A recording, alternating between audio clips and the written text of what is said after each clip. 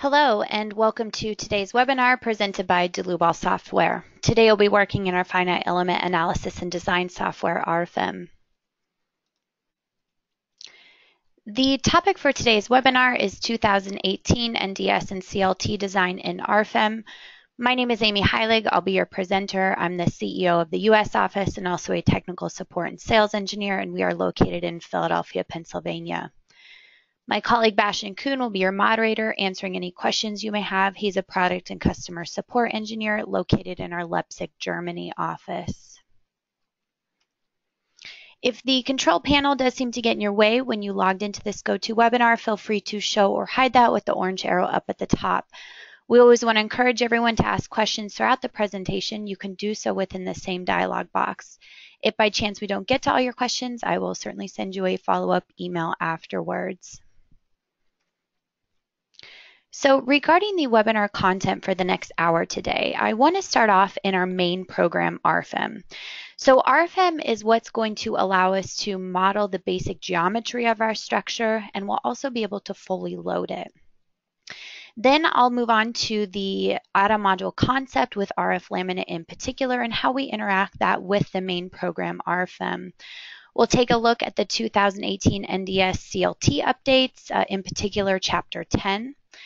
Then we'll go back to our example and we'll launch RF-LAMINATE, and here's where we're going to define our CLT compositions, take a look at stiffness considerations, loading conditions, and serviceability, because we can give you deflection checks as well within the add-on module.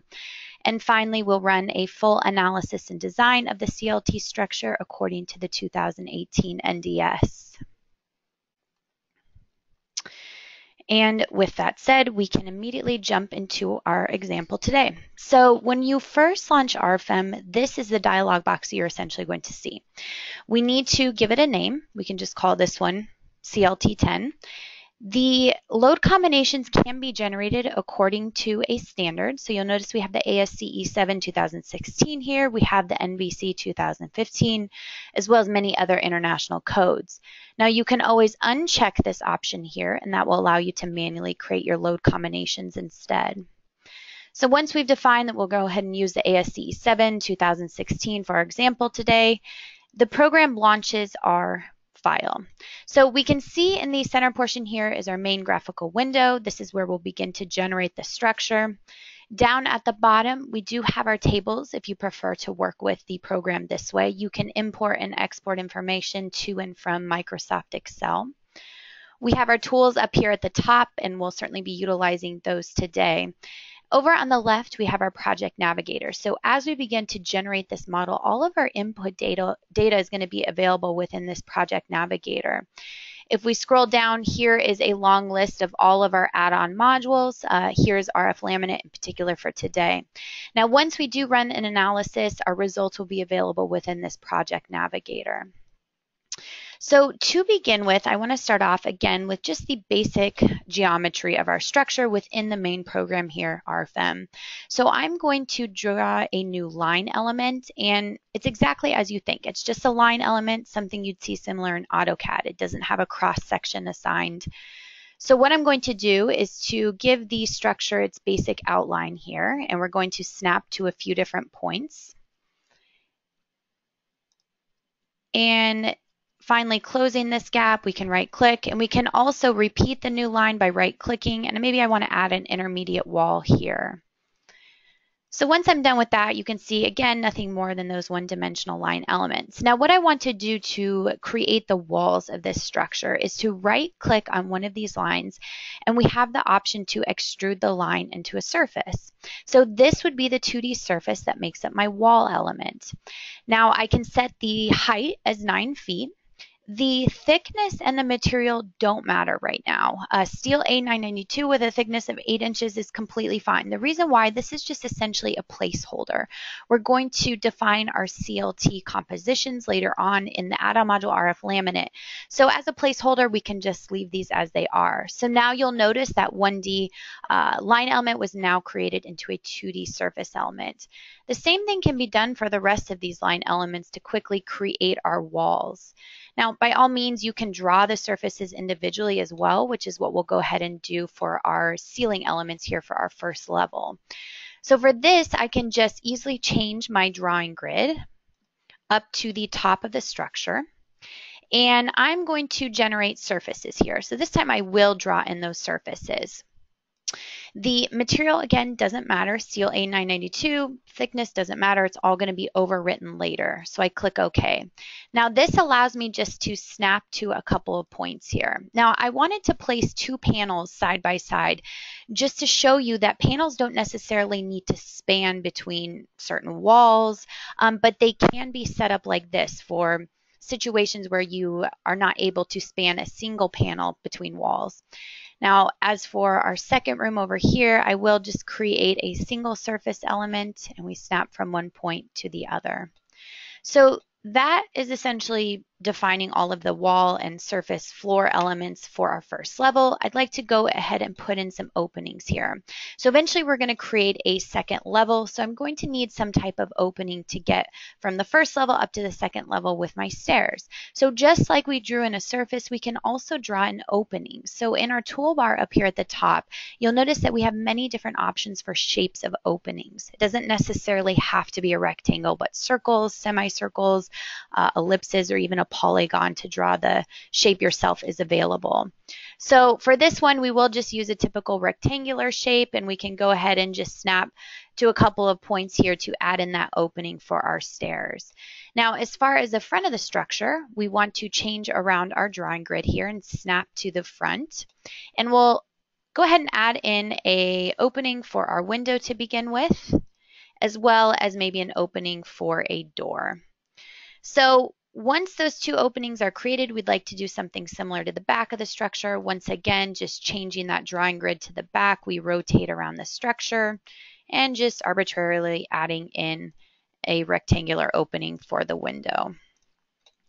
Lastly, we need a way to get in between the two rooms, so we'd like to add a door opening. So we'll go ahead and change around the drawing grid once more, snapping to that center point, and then we can add in our opening. So you'll notice the benefit of this drawing grid, that it really doesn't matter where I'm snapping to within the model to draw all these openings, but the drawing grid limits me to where those openings are actually placed on the structure. So all of the surfaces are pretty much done, and I'd like to generate a second level with basically the same identical layout. So what we can do is just to highlight everything, and we could use our Move Copy tool, but what's nice is we also have our drag and drop feature within the program. So with this, I highlight everything, I hold down my Control key, and then I can snap from one node up to the top to create a copy with that drag and drop. So now you can see everything was copied up to the second level. Now I do want to delete a couple of these openings. This is probably easiest by turning this into wireframe view. I can zoom in here, select my top opening, just hit the delete key. Now the nodes and lines still remain that made up that opening, and realistically you could leave these in here. They're not going to affect your analysis, but if you just like to keep the model a little bit more clean, we can just go ahead and select those with our selection tool and hit the delete on our keyboard. Same thing goes for our opening of our door. We probably don't need this one in here. So again, just highlighting and hitting delete on our keyboard.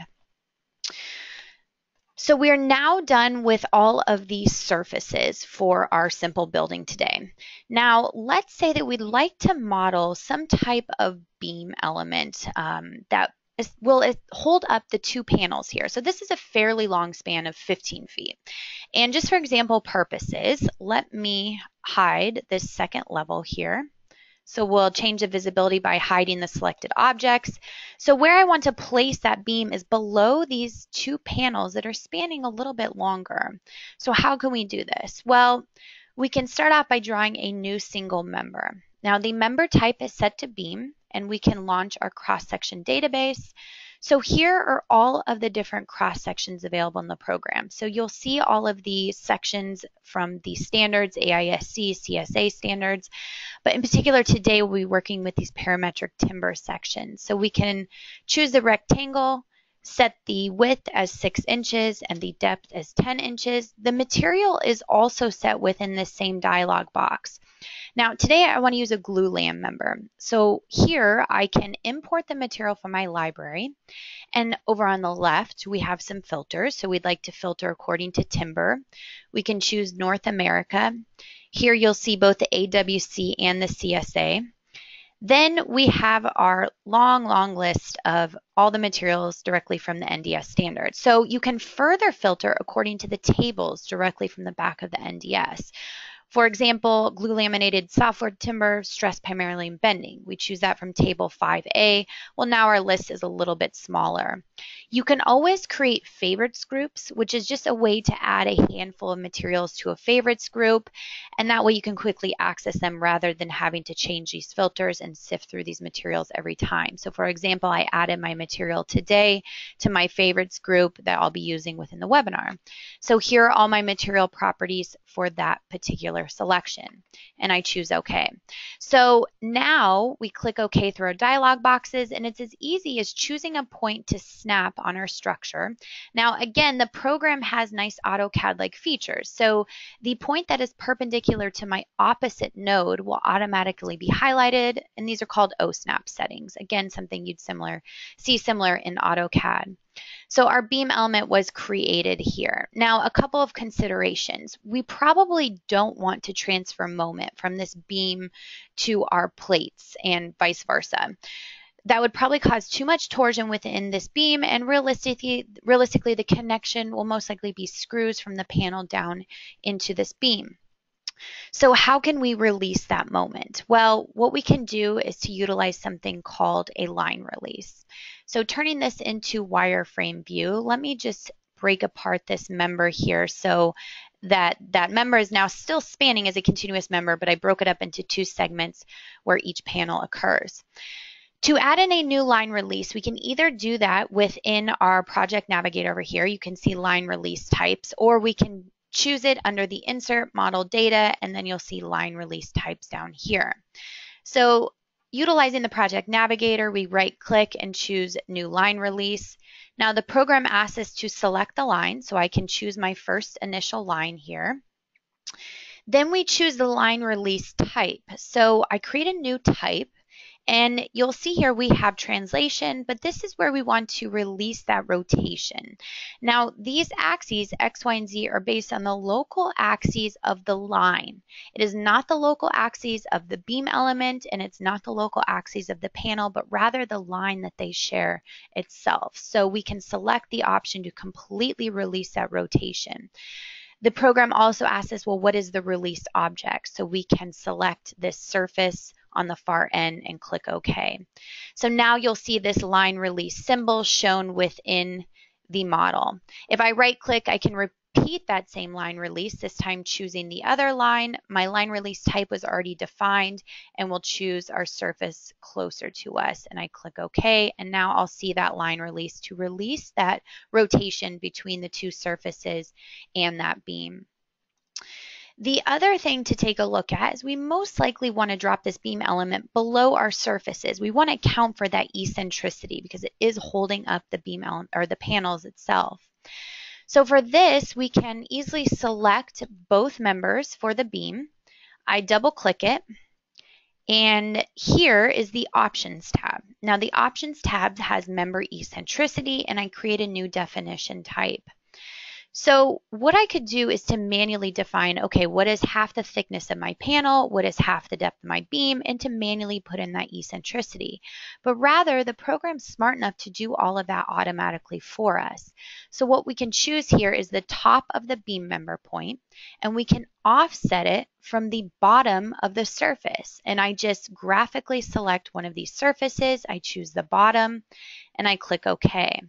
So now we can see visually that beam dropped below that panel. So what's nice here is that eventually we're going to change these steel panels to CLT. Well, our thickness is inevitably going to change too. So instead of having to come back here and adjust the eccentricity, the program will automatically update everything for us. Okay, so the basic geometry is now complete. The last thing we need to do before loading the structure is to support it. At the bottom of my walls, I'd like to add in line supports. So once again, with our tools up here at the top, I can choose New Line Support. We have two default options, hinged or rigid, but we can always create a new line support ourselves. Here you'll see the 6 degrees of freedom, 3 degrees in translation, 3 in rotation. We have the option for partial fixity. So if you have something that's not fully fixed, not totally released, but somewhere in between, then you'd probably want to add in here a spring constant. And lastly, nonlinearities. Nonlinearities can be extremely useful for wood panels and CLT panels here. The reason why is that maybe we want to have a full in compression. We would like the wall to bear down on the foundation. But with any uplift, well, maybe we'd like the release of those force transfers, and instead we'd like to model in there some hold downs. So that's where those nonlinearities would come into play. Today, we'll just be utilizing a simple hinged line support, and we can select all of our lines at the bottom of the structure. Now, one thing we want to do is to select the two line supports where our door openings are and delete those. The reason why the program will give us an error just saying that we're trying to support something that really doesn't exist, so we'll just preemptively take care of that. So geometry and supporting of the structure is done, so we can move into the basic loads. For this, I'm going to go into a new load case. So here pops up my Edit Load Cases and Combinations dialog box. The first load case we're going to define is dead load. The action category is set to dead load. This is important because this is how the program knows which load factors to assign according to the ASCE 7 2016 that we selected at the beginning of the model. The self-weight is automatically activated for dead load. We create a second load case. We'll call this one live. The action category is set to live. Self-weight is unchecked here. We don't want to account for it twice. Third load case, we'll call this one Wind X with the action category set to wind. And finally, our last load case will be Wind Y with the action category again set to wind. So the Combination Expressions tab is just going to show me that I'm going to create both LRFD and ASD load combinations, again, directly from the ASCE 7. The Load Combinations tab actually lists out the individual combinations. So here are my LRFD load combinations in orange and ASD in red. Now these only include the load cases that I've defined on that first tab, which is dead load, live load, wind load. I won't see additional load cases such as snow load when I haven't defined them on that first tab. The result combination is an envelope solution. So we have our LRFD envelope solution here for our first result combination and ASD result combination here. This will just show us the max and min out of all of these load combinations combined. So we've completely set up our load cases and our load combinations, but we need to actually place the loads on the structure. So we'll start off with dead load, and here we'll just apply a basic surface load, once again accessing this tool at the top of our model.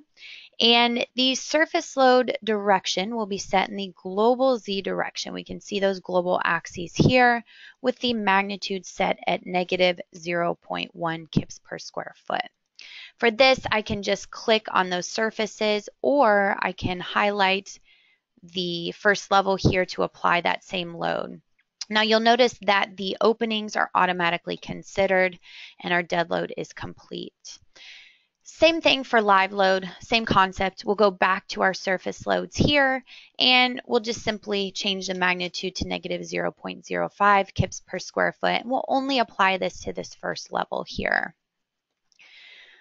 Moving on to wind load, under Tools, Generate Loads, for both snow loads and wind loads, we do have the option to generate these according to the ASCE 7 2016. The wind loads only take into consideration case 1 and case 3 from the standard. And realistically, this is for basic rectangular structures only. Anything outside of that, you're going to have to manually apply the loads. And this will apply them as either surface loads or member loads to the external elements of the structure. So it won't be placed on a diaphragm as a nodal load, but rather the actual loads themselves. Just keeping with a simple example today, we're going to apply basic surface loads for our wind in the X and Y. So going back to our surface load, all we're doing here is changing the load direction, and the magnitude can be set at 30 pounds per square foot. Now, you can vary the load linearly in the vertical direction. For example, if we want higher wind load at the top, lower wind load at the bottom. And these loads don't necessarily have to be applied to the entire surface either. We have free loads, which allow you to apply surface loads to only portions of your surfaces. So the possibilities are really endless when it comes to loading here. So we just apply a basic wind load in the X direction. Now, I'd like to maybe have a small suction load on the other side. We'll just simply change the magnitude to something more like 10 pounds per square foot and apply that on the other side of our structure. So pretty basic application today. Moving on to wind in the Y direction, same concept, just changing the load direction to Y and the magnitude to 30 pounds per square foot. We click on these front surfaces here. Again, you'll notice that the windows and door openings are automatically accounted for. And one more time, a small suction load in the back, 10 pounds per square foot, and we can always highlight all of these surfaces at once to apply it to the back side of our surface. So that's the basic loading. Now we can cycle through these load combinations here to see them all applied at once. What's also nice is that these load factors are automatically considered in the graphical interface here when we're displaying the loads on this structure. Okay, so you would think that, all right, we must be already ready to run our analysis, but remember, we still have steel surfaces here. We haven't even touched the definition of our CLT panels. So this is where we want to launch the add-on module, RF-LAMINATE. And again, I can access this add-on module within my project navigator here, and we double click it, and up pops a dialog box. So the add-on modules are nothing more than a dialog box within RFEM. Everything that I've already modeled and loaded so far will be considered. I don't need to redefine any of that information. The only thing that I'm defining here is information specific to the NDS standard and to cross-laminated timber.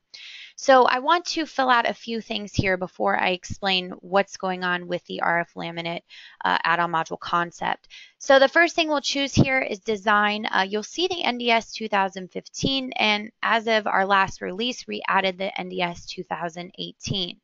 We have both ASD and LRFD. Maybe today we utilize LRFD. Our surfaces, we can choose all the surfaces here. So you could select some graphically if you only wanted to design a few, but for today, we're going to design all of them.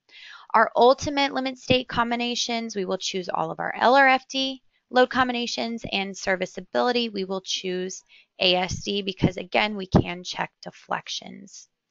So the material characteristics, so this is where we define the CLT compositions, those individual layers that make up that CLT panel. And this is where I want to go back to the PowerPoint here to explain what's going on behind the scenes.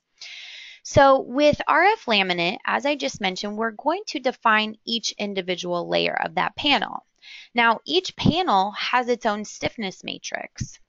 So what the program will automatically do for us once we have filled in all of the layers, it will generate an overall stiffness matrix. And you can see a sample calculation here, D11 of that stiffness matrix based on all of the layers that we've entered in. It will export this global stiffness matrix back out to RFEM, and this is where we're going to see CLT panels instead of those steel surfaces that were our placeholder. It's going to run through all of those load cases, load combinations, and eventually we're going to get internal forces. These internal forces for our CLT panels are going to be brought back into RF-LAMINATE, where the stresses are distributed to each individual layer.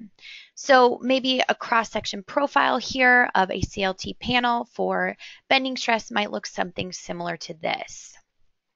And finally, we're going to separate those stresses into tension, compression, bending, and shear components. We're going to compare them to our strengths of our CLT based on the NDS standard, and we're going to give you a design ratio. So that's essentially what's happening underneath the hood.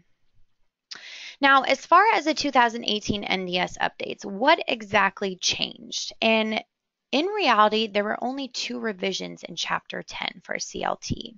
The first being the format conversion factor K sub F, and this is applicable for the rolling shear design value F sub S within LRFD design. Now, within the 2015, this was 2.88, and it was simply adjusted to 2.0. You can see this within Table 1031 of the 2018 standard, and within RF-LAMINATE, when you have the 2018 selected, will automatically take into account that small change. As far as the second change, it actually is a little bit more complex. So deflection calculations are run according to Section 10.4.1. And what the NDS code tells us is that the apparent bending stiffness must be adjusted to account for shear deformation, and this is what you're seeing over here with this equation. So in order to calculate deflections, we should use this stiffness. And this is pretty much an approximate equation, and it's done by reducing the bending stiffness EI with a shear deformation adjustment factor K sub S. So we can see all of that here. So this equation was slightly modified, and it matches up a little bit more closely to the CLT handbook, but that's really the only second change. Now, with all of that said, RFEM, or any structural analysis finite element software, really has a hard time knowing what this shear deformation adjustment factor should be. First of all, it's based on the end fixity of our panels, whether it's pinned or fixed, and the loading. So the program doesn't know this criteria. There's no way to determine this. And what happens when we're outside of some of these elements, like the end fixity is partially fixed, or the loading doesn't necessarily have any one of these in particular, but multiple loading options. So what K sub S value do we use then? So instead, what RF-LAMINATE does is it will calculate the effective shear stiffness, and this is D44 and D55 within the global stiffness matrix that I just mentioned for each panel according to laminate theory. So this effective shear stiffness will be used for the deflection calculations, which take into account both shear and bending deformation. So we take a little bit more of an exact approach. Therefore, this change within the NDS really doesn't affect us today with RF-LAMINATE. Okay, so let's jump back to our example here, and let's begin by defining our first composition. So what we'll first define here are our floor panels. So we give this current composition a name. We choose these surfaces, which we can choose them graphically here. We'll choose our roof level and our first floor level, and I click OK. Now, as far as the different layers, you can individually choose these layers here by going into our material database, and this is what we saw similar in RFEM.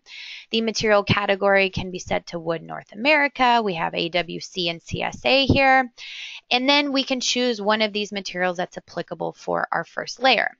So that's one way to do it. We can set the thickness, and then all of these properties will be generated automatically from that particular material. But another option is just to bring in the imported layers from our library. So within this library, you'll see here that we have a handful of producers that we have reached out to. They gave us their information for their products that they've created for CLT. In particular, for the Canadian and US market, you will see here the APA. We'll see here Nordic Structures, StructureLam, and SmartLam. So you can always import one of these products directly from the manufacturer if you are utilizing one of them. Who we'll be utilizing today is the APA for the US. Grade E2 is fine, and we will select the thickness as 6 7/8. So now you can see that all of these layers were automatically populated within this dialog box. Now, if you create your own individual layers, you can always save them and bring them up for a future model within RFEM. So a lot of options here. You don't necessarily need to individually define those every time.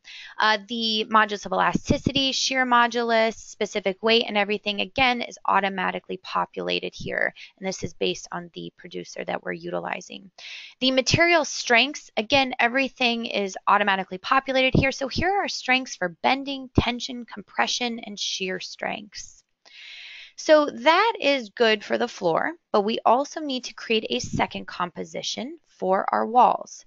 So we'll call this one walls. These surfaces, we can graphically select all of our vertical panels here for our walls. And we go back to the add-on module. We populate from this same database here, and I'm just going to use the same grade E2, 6 and 7/8. That's fine for our case today. And I click OK. So one thing I'd like to point out is this option here to edit the composition details. Now this is applicable for both the floors and the walls, and there are quite a few options here to turn on or off or adjust. You'll notice we have consider coupling, we have cross-laminated timber without glue at the narrow sides, we have shear failure in the glued contact surfaces, as well as stiffness reduction factors. So to explain all of this, although it looks pretty simple, it's actually fairly complex what's going on once again in the background of RF laminate. So I'm going to jump back to the PowerPoint to explain some of these settings, and they're incredibly important as us as engineers because we need to input in the right information in order to get a correct analysis. So the first option, consider coupling. This is automatically turned on by default. And the reason why is we're going to make the assumption that these layers are glued to each other at both the top and bottom. So you can see here the stress diagram when we are considering coupling. So here are normal stresses as well as shear stresses and the stress distribution that we're seeing for coupling behavior. Now in turn, with no coupling, we now have really independent behavior for each individual layer. You can see how this stress distribution looks quite different. So that's why we make the assumption you probably want those layers glued, but if not, you can always uncheck this to consider the coupling. Now the second option, without glue at the narrow side. So this is a pretty exaggerated picture here, but for each one of these layers, it's comprised of plank elements. You know, maybe these planks are 3 inches wide, 5 inches wide, whatever. So with these planks, they potentially could not be glued at the narrow sides. And like I said, this is an exaggerated picture, but this is what's going on. So when you have this option checked, we'll automatically set the modulus of elasticity in the local Y direction of the panel to 0. We're going to assume that you have no stiffness in that direction. Now, with that said, those stiffness reduction factors also need to be adjusted. So that will take us to our next slide.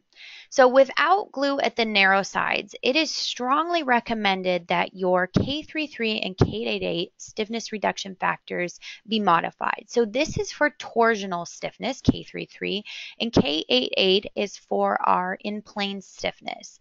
Now, what's interesting is that the NDS and the CLT handbook really don't give much information on how these should be reduced when we don't have glue at the narrow sides. So what I did is I went ahead and pulled this information from the Austrian Annex, which is the Eurocode EC5. And I think we all can admit that Europe is a little bit more advanced when it comes to CLT design simply because it's been around a lot longer than what we've seen within the US or within Canada. So I think it's perfectly fine to refer to the Eurocode when there's portions in the NDS or CSA that maybe aren't so complete. So within the Austrian Annex, we have some simple equations here for K33, K88, those stiffness reduction factors. And this is an Excel file I got from one of my colleagues. And what this allows us to do is just to simply put in the total thickness of our panel, the number of layers, the board width, and then out pops these calculations for K33. So this is the value we want to put back into RF laminate when we are not considering glue at the narrow sides. Same thing goes for K88 here. So by default, these are set to 1.0 even when you have this option checked, and that's simply because there isn't any guidance given to us within the NDS standard. So again, though, it's strongly recommended to make sure you reduce those stiffnesses.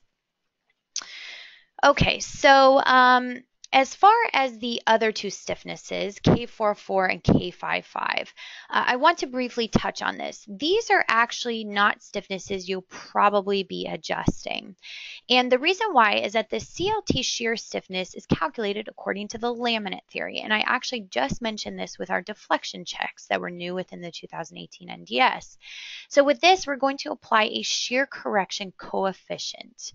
And in turn, the CLT handbook actually actually utilizes the shear analogy method. This is different than the laminate method. Both of them eventually come up with a reduced shear stiffness, and that's ultimately what matters. So either one, by theory is probably considered fine, but within RF laminate, we're going to use the laminate theory. Here we're going to apply the shear correction coefficient to our shear stiffness, G and A. Now, when we're looking at a homogeneous rectangular section, it's pretty common to set this shear correction coefficient to 0.8. We can see the shear stress distribution as a parabolic type function. Well, with CLT, we don't have that parabolic type function because it's not a homogeneous section. Therefore, through research, there are some recommendations on what to use for that shear correction coefficient, whether it's 3, 5, 7, 9 layers. We have some ranges here to set that to. But the question is, okay, well, if I have 5 layers, like my example today, what exactly do I set this factor to within this range? Either the low end, the high end. What happens if I have 11 layers? What do I use then? So we will actually take you to the next slide to show you how these shear stiffness calculations for in the XZ and YZ directions are calculated according to general technical regulations. So here are the equations for the shear correction coefficient. And we can see how that shear correction coefficient comes into play when calculating the D44 and the D55 stiffness matrix entries within the CLT panel. Now, within RF laminate, here are the complex equations that go into calculating D44 and D55. So this is how the module is calculating those stiffnesses. Now, this is all within our help manual within RF laminate, so you do have access to all these equations and the theory behind the module. But point being that I will show you in just a minute how you get the values of these D44 and D55, and you can back calculate to eventually come up with what the shear correction coefficient actually is for that particular panel. So all of that is done though automatically, and so this is why I say you rarely will need to adjust the shear adjustment factors for K44 and K5 because it's already being done underneath the hood. Finally, the last option that we have here is shear failure in glued contact surface. So this is for a new torsion check, and this was just added into the program within our last release. And this is mainly for wall elements which are loaded in plane. I think we can imagine with gravity loads and wall elements how maybe torsion could potentially be a concern. So it's considered without glue at the narrow sides again. And one suggestion here is to make sure that we set our FE mesh within our model to approximately the same size as our board or our plank widths. And so we'll be doing that a little bit later on in our example, but again, it's important because your results could be a little bit skewed if you choose an FE mesh too small or too big. So just something to keep in mind. Now, this verification once again comes from the Eurocode EC5 2010 version. The NDS, the CLT handbook don't mention torsion, and they don't go into detail about how to take that into consideration. So we have pulled these complete interaction equations from the EC5, which you can see here. So the torsion checks have essentially 3 elements here, 3 different terms, and I've broken these terms down into these equations over on the right hand side. So what we can do is to activate the shear failure, and by the way, you'll also want to turn on your results for now the torsion checks. These interaction equation results will now be displayed in RF laminate, but we have to manually turn those on. They're still going to be calculated. It's just you can see how many options here you can view with your results in the laminate module. We don't want to overwhelm you, so we'll be sure to do that as well. Okay, so we're finally ready to jump back to our example, and here we are back to that original dialog box. So I'd like to set the plank width to 4 inches, and again for my walls I want to reduce that stiffness to 0.49 for my torsion, and for my in-plane stiffness 0.59, and that was all just based on the PowerPoint that I just went over, and I click OK. So now for my walls, I've only made those changes to the walls. My floors, which we can pull up in here, remain unchanged. I'm not applying those stiffness reductions. But for each individual layer, I can view its stiffness matrix here. And just like what I mentioned, the program is automatically creating my global stiffness matrix here for the entire panel. So here's my D44, my D55 entries that I mentioned. You can eventually back calculate to see what that shear correction coefficient is. But everything is done underneath the hood, taking into account those adjustment factors. As I mentioned too, we want to actually, let's take a look at the material strengths here. Because we're now taking into account torsion, we will see a torsion strength added to our material strengths table. Now, this is something maybe you want to get from the manufacturer. This is just some arbitrary value. So it's not something that came from the manufacturers that we populated from these layers, because we don't have that information, but rather it's something that you need to manually fill in. Everything else should be good to go. Finally, under the details button, this is where I said you may want to activate the results for torsion. If we're checking for it, we want to see what that design ratio is. So turn those on, and those will be seen in the results. So finally, moving on down our list, we have our load duration. This is for load duration factors directly from the NDS standard. We have in-service conditions. Is our panel dry? Is it wet? What's the temperature?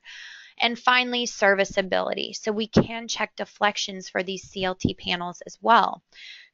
So what I can do here is I'm probably most interested in my roof panels and my first floor panels for my deflection checks. I click OK.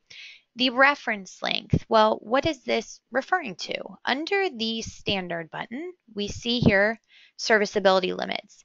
And this is our limiting deflection ratio. L/360 is used for simply supported, and we have L/180 for cantilevers.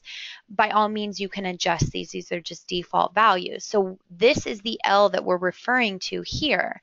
Now, either you can use the minimum boundary line of the surface, the maximum, or some user-defined length.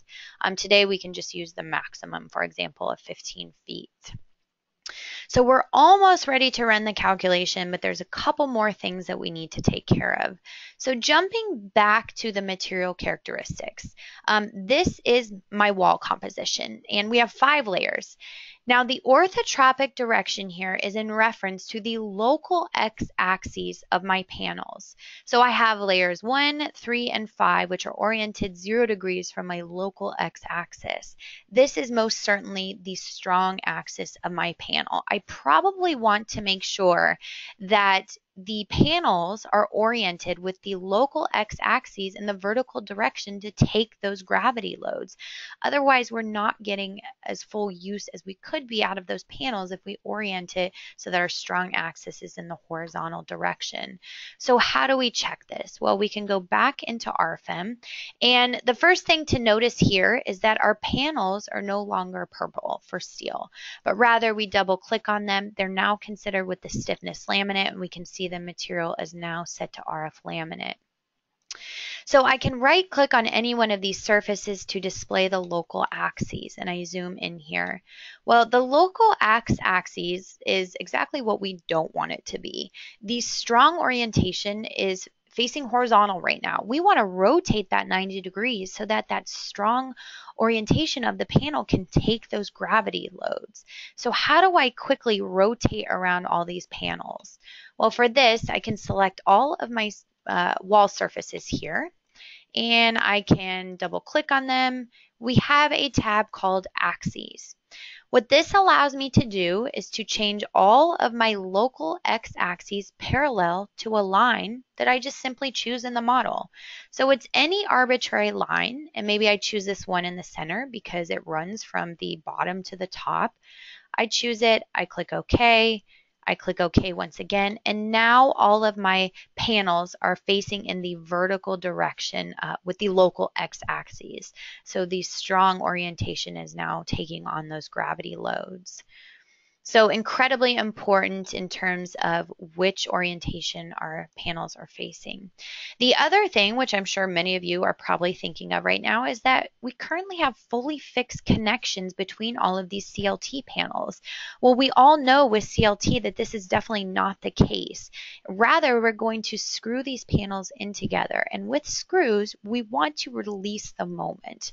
We also maybe want to account for some slip of the screws, maybe at this location in the vertical direction, we have some movement. So how do we account for the CLT connection from one panel to the next? Well, we'll do this with something called a line hinge. Now, a line hinge, which can be accessed here in our project navigator, or again, we can access it here under model data, insert line hinges assigned to lines graphically. Now, line hinges are similar to our line releases, which remember we applied line releases to remember, but they're also different. We're actually going to modify the FE mesh elements at this location of the line hinge. So meaning if we want to release the moment, we're going to set the stiffness of the FE mesh at that particular point to something very, very, very small so that we're not going to see the bending moment. Whereas a line release is exactly what it sounds like. It's completely releasing and not adjusting the stiffness of the FE mesh. So as far as the line hinge definition, looks similar to a line release. We want to fully release the moment here. Again, these are based on the local axes of our line element, not of the panels.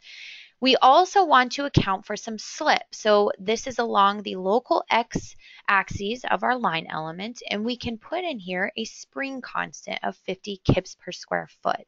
So now we're going to get some movement along the line length here, and I click OK. I'm going to choose the option to select the surfaces and have the program automatically assign the lines. I think that this is quickest. So I'm just going to make a selection here of some of my panels, and I'm being a little selective, and it will make sense why I'm doing so in just a minute. So I click OK, and we apply those line hinges. We can now see the line hinge symbol within the program. So when I zoom in here to the line hinge location of these two panels, what I see is both hinges on either side. Now, with any finite element software, whether it's RFEM or anything else, we know that if we have two beam members framing in at a joint, and those are the only two beam members that exist, and we set the end rotation of these beams to be released for moment, we're going to get an instability. You never want to set both beams in that case to pin. You want to leave one at least fully fixed. Otherwise, we get instabilities and we can have issues within the program. Well, the same thing goes for panels. At these locations, we want to have at least one fully fixed panel. So this is why I can hold down my control key to select some of these line hinges, hit delete on my keyboard, and as we see, we only have one line hinge defined at that joint. So same thing goes for the other side. We select some of these locations where we have too many line hinges defined, and up at the top, same thing. Otherwise, we want to avoid those instabilities. So holding down my control key, I'm just deleting some of them, and finally over here on the right hand side. So that takes care of the roof element, but we also want to select our second level here. We'll hide the visibility of that level, and we want to make sure that we address the line hinges at this ceiling level here. We'll just go ahead and select them graphically, because otherwise we have too many line hinges defined. Hit delete, and one more time on the far end here. Okay, so now we have completely finished the geometry of this structure. Loading, we've defined our CLT panels, so we're finally ready to run the analysis. Now, actually, one more thing I forgot. Remember within the PowerPoint, I said that we should really set the FE mesh for torsion when we're doing torsion checks approximately equal to the plank width for each individual CLT layer. So for my wall elements, I need to adjust my FE mesh. We do have FE mesh refinements in the program, so I can individually change each wall panel's FE mesh. FE mesh refinements are also available for line elements, nodes, anything of the sort. But rather, instead, under Calculate FE Mesh Settings, we can just change the global FE Mesh, which by default is set at 1, to something more like 4 inches, because that's the size, the width of my planks. We can regenerate the FE mesh just to see how it looks, and the program does everything automatically for us. So everything's tying into nodes, to openings, to panels, to line releases automatically. If we make any changes, the program will automatically do this every time we run a calculation. So quite powerful when it comes to finite element capabilities. So now we truly are ready to run the analysis, and we can go back into RF-LAMINATE if we'd like to run the calculation here. Now, because I have slimmed down the FE mesh a little bit, this actually does take just a minute to run. So I wanted to jump to an already saved model here where we can launch RF-LAMINATE. And this will take just a second to load all of the results. So it doesn't take too long. It just takes a minute. You can see here it's having trouble pulling up all the results, but eventually, here we are. We're presented with the results within RF-LAMINATE. So after you run the calculation, you're going to see your results tabs available here, results tables. We can view the max stress ratio by loading. We can view it by surface. We can view it by composition. So maybe if we take a look at the results by surface, and I drag down my table down here, you'll notice that everything is synced up in the background. And what the program's doing is it's actually highlighting the surface that I'm currently looking at in the table. And it also has this big red arrow. That red arrow is showing me exactly where the controlling internal forces for that stress check are located. In addition, we can view this table here for surface number 4. We can view bending stresses. We can view tension and compression. We can view the shear. Here is the stress distribution throughout the cross section of our CLT panel. And finally, you'll notice here that we have torsion checks as well for all of our wall elements. So for any one of these, we can scroll through and see the details of the stresses. Now, we're ultimately getting a max ratio check here of 0.74. We have a nice green smiley face because he's telling me that, okay, everything passes with all of these CLT panels according to the NDS standard, and we're below 1.0. We can always export any of this information directly to Microsoft Excel if we'd like to further sort it. Now, this is all included within the printout report as well. So taking a look at the rest of the tables, the max displacements, again, we're also doing a deflection check. We can remember this. So here are my deflections based on the analysis from the load combinations I've selected. Here is my limiting deflection, which remember that's for my limiting deflection ratio, L over 360 is what I set it over. So my limiting deflection is 0.5 inches. Again, we get a different deflection ratio check here, 0.7, again below 1.0, so we're seeing our green happy face. And lastly, we see a parts list, which is nothing more than a material takeoff. Again, you can export this information to Excel. So these tables are very informational. Again, under the details tab, this is where you can turn on and off some of the different stresses maybe that you're interested in. But it's also nice to see our information graphically as well.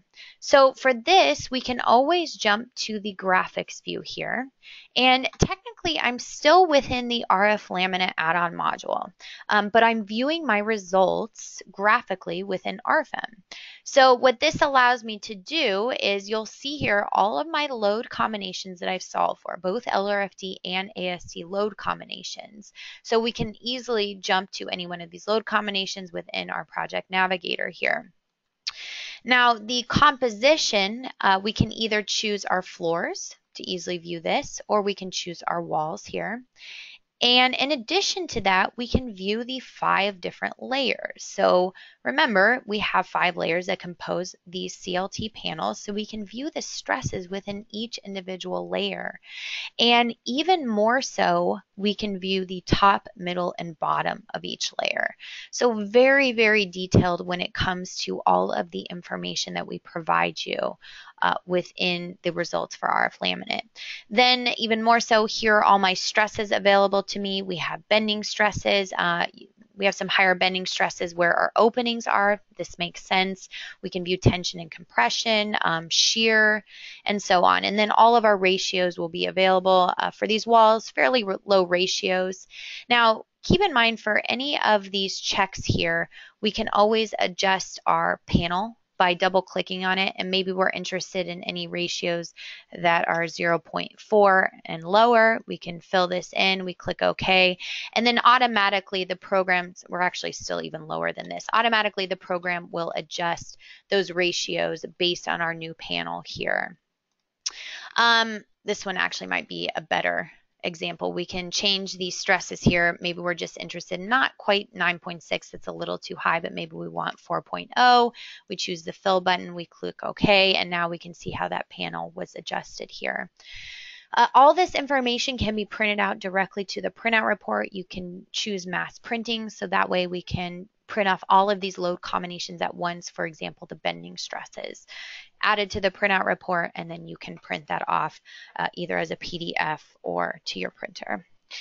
So that's essentially CLT design within the program, including RFEM, the main program, and the add-on module. So we can go ahead and jump to our PowerPoint to conclude today's presentation. I know that was quite a bit of information. If you want to read more about RF-LAMINATE, RFEM, or any of our add-on modules, you can always visit our website at dlubal.com.